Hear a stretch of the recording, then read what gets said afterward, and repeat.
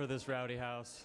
As long as I can get to it, We're going to kickstart our redevelopment agency meeting of September 11th, 2018. 1, 2, 3, eyes on me.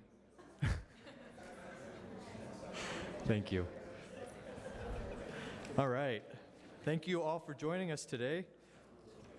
We are going to kickstart our meeting today with general comments to the Board of Directors.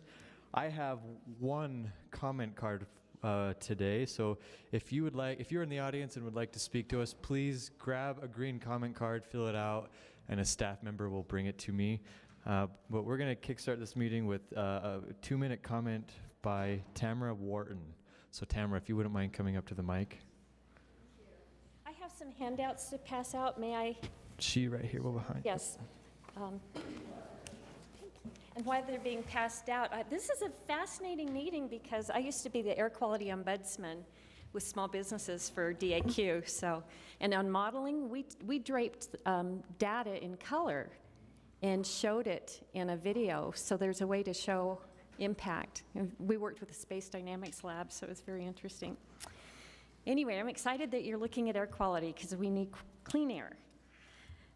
So today I am approaching you and thanking you again for all that you do for us. I'm doing kind of It's a Beautiful Day in the Neighborhood, not always. And I was going to be like Mr. Rogers, but you have a council member, Rogers, so don't want to upstage that. But I've given you a packet, and if I can just kind of show you, this is the morning, this is this morning.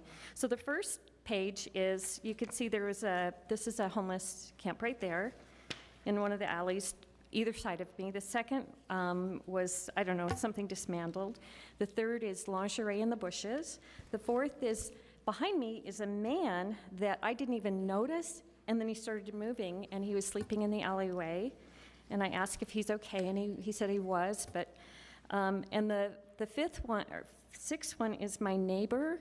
She has a box cutter in her hand. She's not threatening me, but she was dismantling a homeless camp behind her house this morning.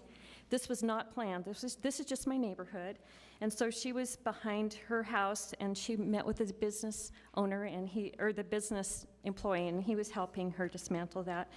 And then the next one is a picture of, that's Everest Collision, and they've done this beautiful mural. And so we believe in art in our neighborhood because it has only been tagged once, and we appreciate that. And then the next one, second to the last, is a picture.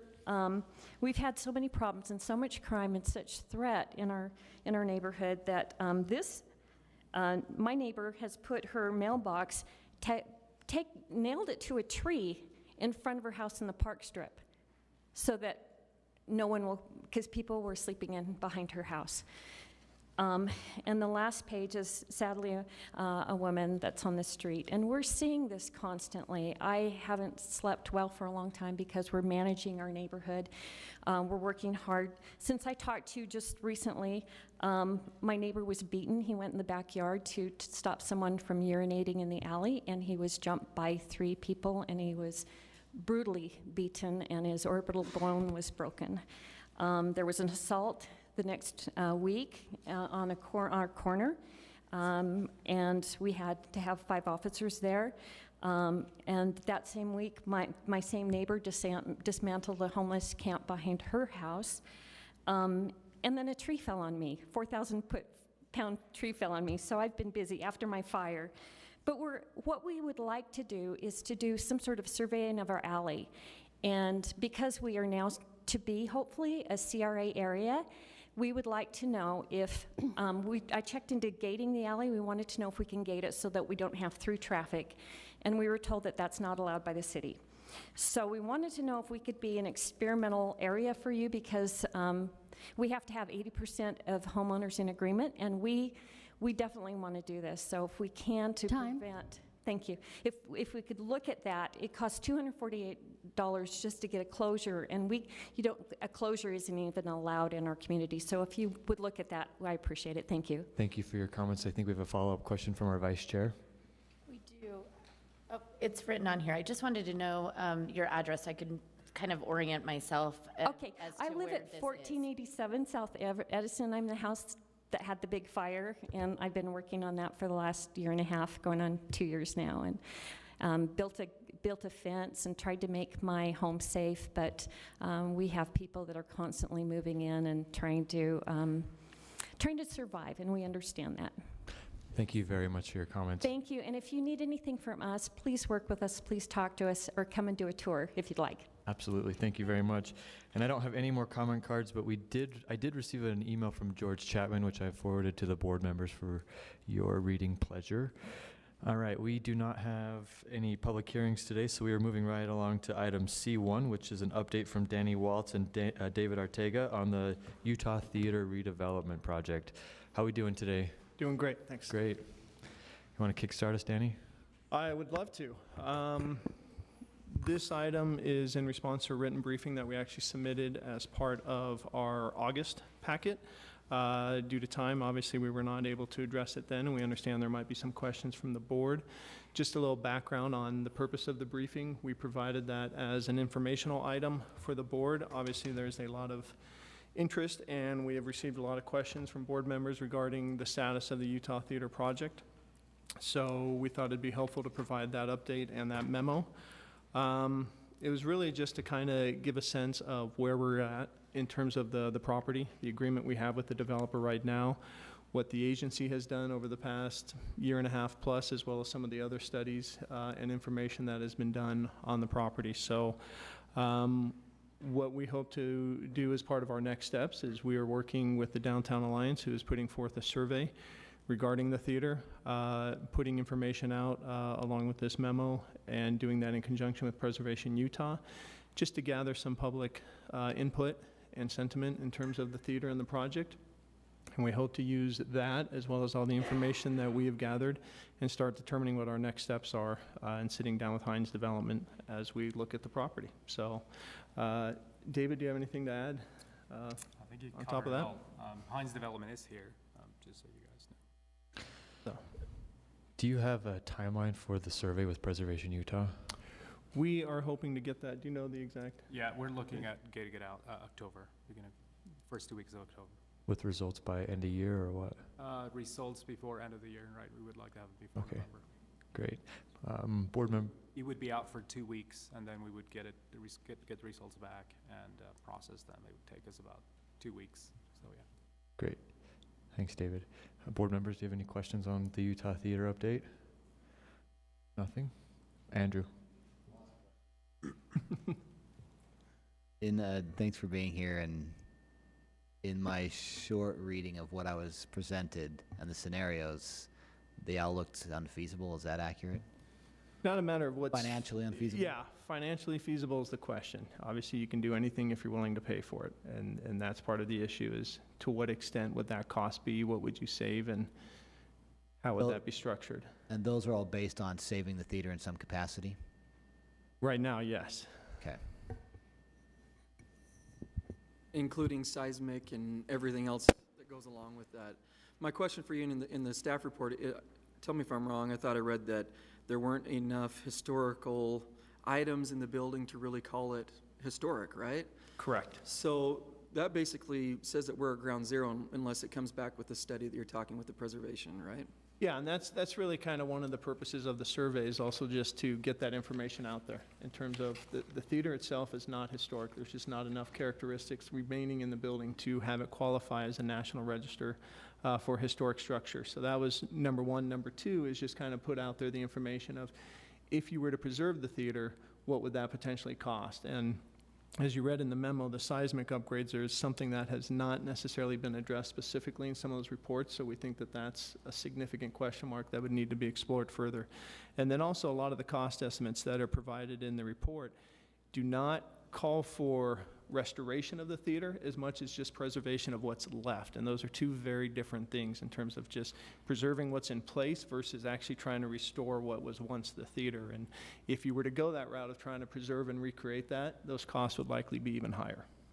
So my follow-up question to that is, then we received 3 scenarios, correct? We're waiting on the third, I think, from the staff report, is which I read. But once that preservation report comes back and it's transparent for the public to see, do we have besides those two, do you have other ideas that the RDA can present to the board and moving forward? And I know that we have until 2019 to negotiate with LaSalle and get that all taken care Yeah, of. not at this time. What we're looking at is just kind of trying to review that information at the level we have now and make that determination of what we want to do next and to what level we want to dive deeper into that information and get those costs really finalized. So I guess for the future for me, is there, once the preservation study comes back and it says there really isn't anything worth preserving, is there anything in the interim that we could be working with Hines and LaSalle Group to see what we can do to streamline that process to help them move it forward? You just basically outline what our next step is with Hines, is to figure out what that step is to move forward and work that out with them and what they're looking at as far as their process. And I guess the reason why I bring this up is because as a board, if we're going to change it, we want to make those changes before 2019, so we're not doing it at last minute, right? Yeah, and that's one of the items we also to discuss with Hines is what we want to do, what that time frame is, and is there something we need to look at in terms of changing that timeline to make that happen? Okay, thank you. Board Member Ward? Well, okay, so, I mean, having been in there, there are definitely certain things that we for sure want to preserve, right? I mean, like, even if we don't preserve it as a theater, like, regardless of how the preservation study kind of survey comes back, I mean, aren't there elements of that we can still preserve, even if we don't preserve the whole building? Yeah, I think that you would, if you started looking at not preserving the structure or restoring the theater, then that would be the next conversation to have, is what elements could you preserve either in their state or in some other form within a development. And this study will inform how to do that, right? It won't just say, scrap the whole building. No, we're not doing a study right stained now glass. necessarily on the preservation. What we're doing now is just the survey of public input, and so. Oh, okay. Okay, I'm sorry, I misunderstood the preservation. And maybe you can ask what the survey Yeah, will... so why don't you, can you clarify what the preservation survey is? I assumed that it was to survey preserving it. It's, sorry, go ahead, Dave. Yeah, okay. So the essence of the survey is to basically figure out if there is support. Any scenarios that we've looked at, right, point to a very significant financial gap for preservation of the theater. So what we want to find out is how much support would there be for, you know, a subsidy in the tens of millions of dollars to preserve the theater, right? Because that is really our only resource at this point. Okay. So we're gauging public sentiment for that. We're also gauging public sentiment of, in the context of having other cultural, performing arts venues downtown, is this something that you guys as taxpayers would support? Does that make sense? Does, it seemed like you were saying, though, that the preservation survey would determine what's worth saving. We would terms use of the historic results of the survey to start determining what our next steps are. Okay. And as part of that, look at what level of preservation, if any, we would want to proceed with, or how that would work with other development options. Okay. So one of the questions, potential questions in the survey is, would you support preservation of the theater? And if Right. so, at what level? Yeah. 10 million, 20 million, 30, 40, upwards of 60. And in that survey, will you be providing the public with a market analysis of cultural venues to compare this against? Because we're still paying for the Eccles Correct. Theater, for instance, right? That's a very important piece of the context, right? We're basically stone throws away from Eccles Theater. Utah Theater backs up to Capitol Theater, and so, one of the important elements here is, in the context of all of this. And will the questions be geared only around preservation? So will there be an alternative presented as well? Example, this property is worth X, Y, and Z, and we might really get this many affordable units or something else out of it. Are you going to be, I mean, because if you're only asking if it's worth preserving, you're going to get a certain kind of answer. If you need to balance it out, I assume, right? Yeah, so at this time, there aren't those options. That's what we're going to determine as the next steps. This is the first step for us to, as part of our agreement, looking at preserving the theater. This is what we wanted to put out there. I should mention also that this survey is going to be put out on basically a web page on the downtown line. So there'll be a portal to the survey, and on that web page that you go to will be all of the other information that we wish to provide. All the studies will be there, the contextual information, this memo, background information put together by Preservation Utah in terms of the history. So the idea is that you've reviewed that information, go to the survey and take that and put forth your opinion on what you'd like to see. So if that's your next step, will you be bringing the proposed survey to the board at all, or will you be looking for our input on any of those questions, or? We will bring the report or the findings back to the board so that you know exactly where those were. And that's essentially, we're working with Downtown Alliance, who's taken the lead on that survey, and pulling in us and Preservation Utah to help be the moderator for that and the facilitator for that webpage. Any questions, board members? Aaron?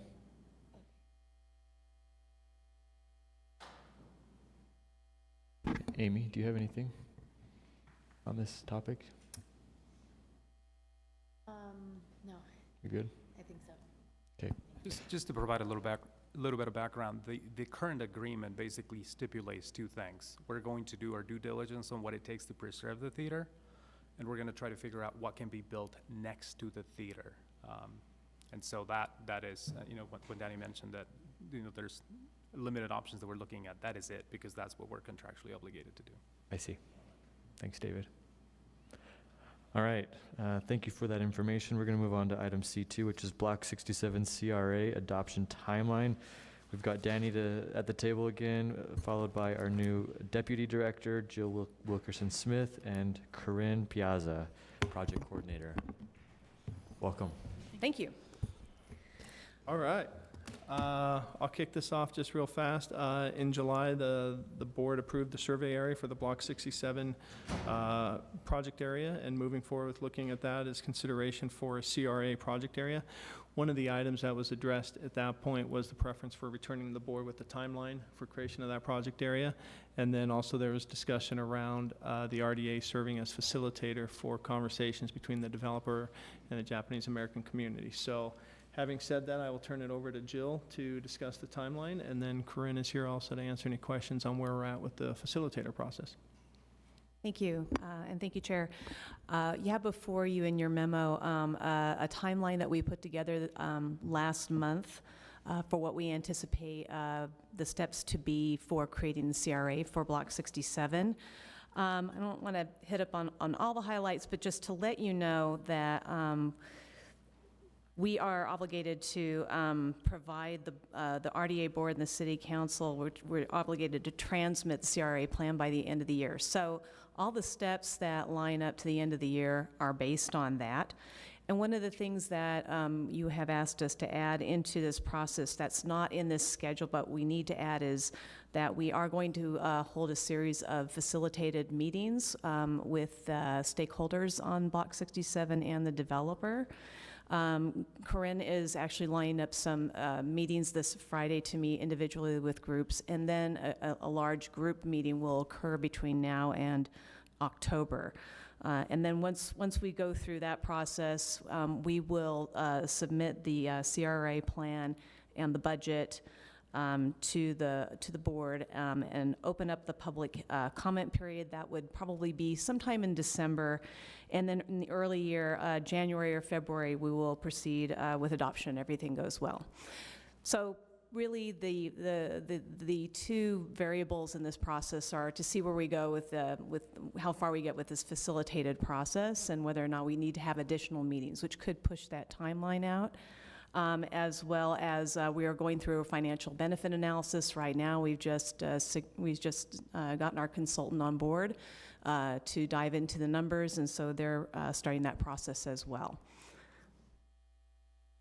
So I know that you're doing the facilitated meetings at our request, but can you talk to me and articulate back to me, I guess, what you're hoping to achieve in these facilitated meetings with the stakeholders? Absolutely. I'll go over the steps that we're taking briefly. The initial meeting was between our staff and the facilitator to kind of explain the history and get our brain wrapped around potential outcomes and goals. And then these individual meetings will be this Friday, and they're in between each stakeholder group and the facilitator, so they have the opportunity to say their concerns, their ideas, and she can set an agenda that's relevant and the most effective use of their time for the larger meeting, which will be in the beginning of October. And that will basically include all the stakeholders with hoping to drive for some sort of outcomes or amicable solutions, or at least starting that conversation so we know if we need additional meetings or not to come to some solutions. And then the last step will be presenting that update to you in November. So I think it'll definitely, those meetings will dictate exactly what the outcomes are, but our goal is to basically set the platform for the stakeholders to have that conversation and then provide you the information so you can decide where you want to go from there. Wonderful, thanks, Corinne. Anything else, Jill? Nothing else. Danny? No, just a quick update on the interlocal with the county. If you recall, that was kind of one of the action items. We reached out to them today. They are still working with their city attorney to review the comments that came from the board in our discussion in July, and they hope to turn that around and get that back to us. But they have not necessarily been quick in that turnaround, so we are just waiting on that. But we as staff are still proceeding as if that contract is in place and honoring those deadlines that we have within it, so. Great. Amy? I think that's an important point, just to, that contract is not signed, correct? Correct. So at this point, there are no deadlines, and I appreciate that we're working forward as if there were, because we anticipate that it will be signed, but as of right now, there isn't a deadline. That is correct. Okay. I am wondering, and I guess I could, more to the board, I think that I'm wondering how we would feel about perhaps putting this, and I don't know that everybody needs to come on our agenda every month for the next, until the end of the year, just as we kind of go through these negotiations, just for updates. I think that it's such a big thing, and I know that there's a lot of questions here, just so we could maybe have some updates. Since we only have 3 meetings, it wouldn't be like that. I don't think it would be that big of a burden to just give us an update. What do you all think? I'm going to ask that we just chew on that for a minute, and then we can talk about it either offline or in our next chair-vice chair meeting as we contemplate our agenda time going forward. But I appreciate the idea, and I think that there's definitely opportunity for us to include a dialogue going forward on this. Board members, anything else on Block 67? Yeah, I'm just a little bit confused that about the issues and analysis. I thought the meeting with the Japanese community was going to happen before we move forward with execution. It is. Oh, okay, sorry. And here it says that that facilitation will begin immediately upon execution, and the first step is to hold the meeting. So that makes it sound to me like it's happening after execution. Two different things. So Okay. talking about that execution, we're talking about the contract with the facilitator Okay. themselves, see. which we've kind of had Gotcha. some preliminary meetings. That contract is now executed, so we're fine. Right. The execution of the interlocal with the county is the document that basically provides for the reserving of the $15 million coming from the county to the developer for the project. And within that agreement is some deadlines that we have agreed to Yeah, okay. take on. I mean, I would be interested, Mr. Chair, in hearing updates. Right. So. Thank you. Chair? Yes. Is a facilitator question, is their role to help clarify each side's positions or expectations prior to going together? Is that? Yeah, the individual meetings are to get an understanding one-on-one, and then the larger meeting, it's to help set the agenda, so it's an effective use of their time. But then also, it's really to get an understanding of where we are in the process, where if we're at a point where we'll find solutions, or if it's still, maybe it comes back that, more conversations are needed. But, so I think it'll kind of dictate. We're not sure exactly how it will come out. Thank you for that. And I'd be in favor of an update, but not necessarily a formal one like this. I think we can do other ways to do it. For sure. Mr. Chair. Yeah, I think a written briefing would be, perfectly fine, but I'm also interested in hearing how that goes. Please.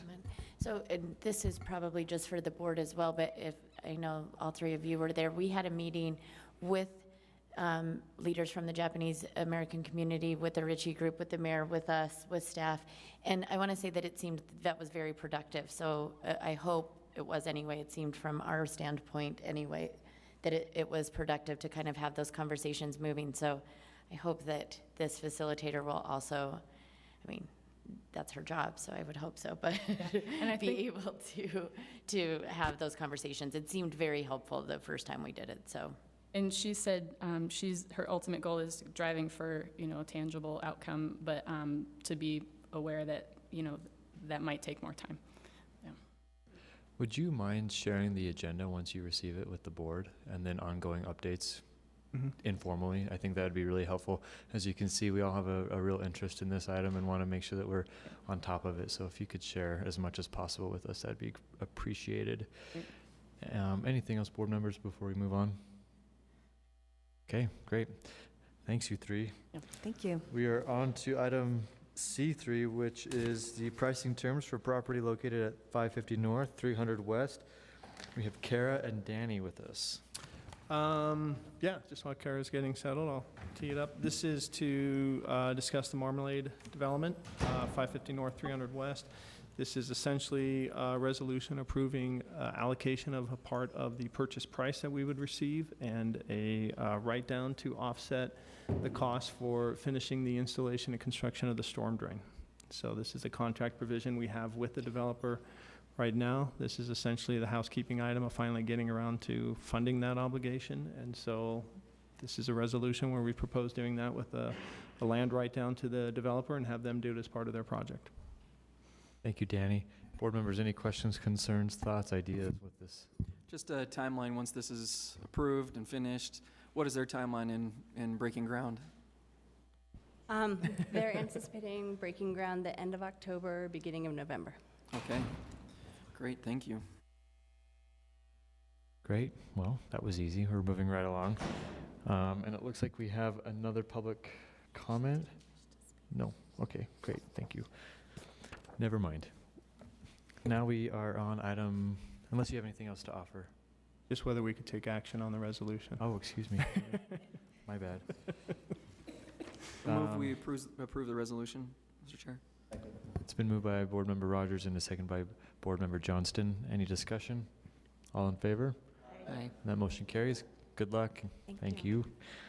All right, Danny, thank you for that. We are now on to report and announcements from the Executive Director. Do we have anything from the administration? Mayor is out of town this I week. thought I saw Jen floating around, but she disappeared. All right, any report or announcement from yourself or your staff, Danny? I do have a few items, if that's Please. all right. Just real quickly, I'll go through them. First and foremost, the request for proposals for the Fair Park Public Market Study was released on Friday. The responses are due on the 17th, and we will have a selection committee review those and ultimately select a consultant. Our deadline for completing the work is 6 months, so we've got that moving along. We also had the design agreement with our alternate artist for the Regent Street Public Art Project. That has been executed, and the artist is Ned Kahn. He was out here last week to meet with the Art Design Board. He will come back out and present his formal proposal to the Design Board October 4th. So that is moving along as well. And then the agency has also selected the developer for both the 255 South State Street project as well as the Overnighter project. The developer name is Brinshaw out of Illinois. They have a lot of experience doing mixed-use projects. What was that? Brinshaw, B-R-I-N, Shore. They won the bid for both of the projects, one of which, if you recall, our Overnighter was a request for proposals. State Street was a request for qualifications. We're working with them right now to negotiate those agreements to get them under contract and start continuing to work with them on putting their financing plan in place as well as their design. They've got some pretty exciting projects planned for those two properties.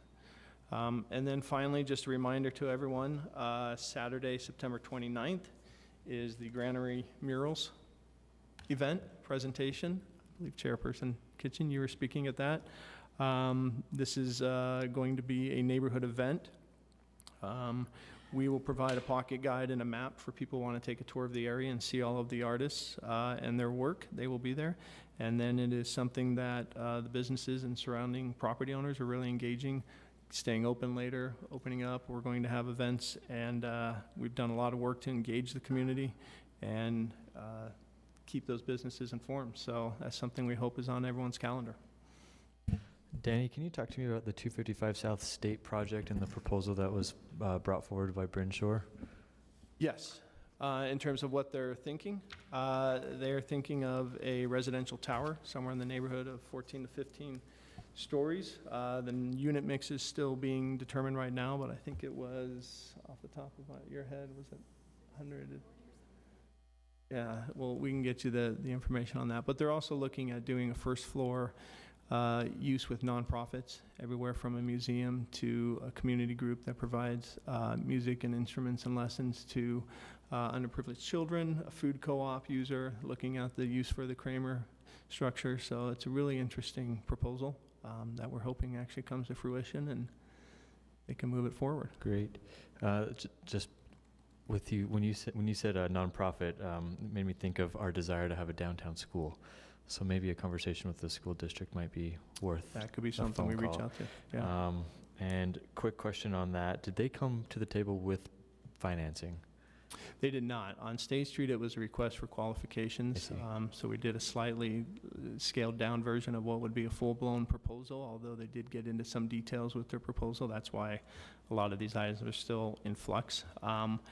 The financing, they did propose what their structure is. So we have that. That was part of the decision-making that we took into account. But again, what we're really offering is pulling in a developer that we felt had the capacity, the knowledge and the experience, as well as the ability to go out and get the financing. So that'll be the next phase of this, is really engaging with them in that process. We're already working with them in terms of submitting applications for low-income housing tax credits. Other providers, also working with them on what our participation could be. We had them apply for the agency's notice of funding availability. Great. So that could be in the mix as well for our own financing. So that's everything that we're working with them on right now for both projects of how to move those forward. Andrew? This may be a little too far down the line, the question, but did they propose any other alternative unit sizes like SROs or anything like that? No, not yet. I mean, they mentioned some mix, and that mix is a combination of what our requirements were within the RFQ, holding steady to those, as well as what their unit sizes may be, and then all of that is also a factor of what they're targeting for their income levels. So if there's anything you'd like us to pass along, we can certainly do that as a priority. It just seems to me that part of the initial idea there was to replace some SROs that were vacated or demolished essentially downtown. And the Affordable Housing Subcommission that's working to the state, Pamela Atkinson's group has recommended 350-unit ones. I don't know this is necessarily the right place for that, but I think in our thinking forward on our projects and ideas, it may come into play. Okay. We can make that note and see if that can become part of the conversation. Just looking for my Sure. sheet where I was I've got a yeah, follow-up please. question. Danny, for Bryn Shore, I know that they're not in Utah, right? This is, correct. so did the opportunity zones have anything to do with them responding to the RFQ? It wasn't a specific reason. We've talked to them about that right now, and they're kind of in the same state as we are, along with other developers, of just kind of trying to figure out what that availability is and how it could be applied to projects. So they're looking at it, they're tracking it. We're also starting to look at ways we can incorporate it. But I don't think that was necessarily a catalyst for them coming in and looking at our sites. Their motivation was they liked the Utah market. They wanted to come in, and they came in and really wanted to present some projects and do it in a way that if they were going to come into the market, that it was going to be a significant project and start justifying expansion into this area. How many other letters did you receive in qualification? Or State Street, we received a total of 9 requests for qualifications. We narrowed that down to 4 that we interviewed, and then Bryn Shore was selected from them. On the overnighter, we received a total of 3, and Bryn Shore was the only one that we interviewed on that and ultimately selected. Danny, how many of the 9 for 255 were out of state? Do you know that? It was about evenly, if I remember correct, I think it was 5 in state and 4 out of state. But it was pretty even. And of the 4 that we interviewed, 2 were in state and 2 were out of state. So we tried to keep that mix. Great. Appreciate it, Danny. Anything else, board members? That's all my reports. Okay. Thank you very much, Danny. All right. And now we are on to the report of the chair and vice chair. Amy, we'll start with you. Do you have anything to offer? No. No? Okay. I'm good this week as well. Or this month, so thank you very much. Excellent, thank you. And then before we let you go, Danny, we did have a written briefing, and I'd like to just offer a moment to board members if they'd like to ask any questions on that. No? Okay. You're released. Great. Thank you very much. Thank you very much. All right, I know that dinner is ready. Erin, Madam Chair, do you want to do dinner first before we jump into a council meeting? Yeah, I think. Okay. Just making sure. All right, so we're going to break for dinner, and then we start at what time? 6, straight up. All right, we've got an hour. All right, we'll see you back here in 1 hour.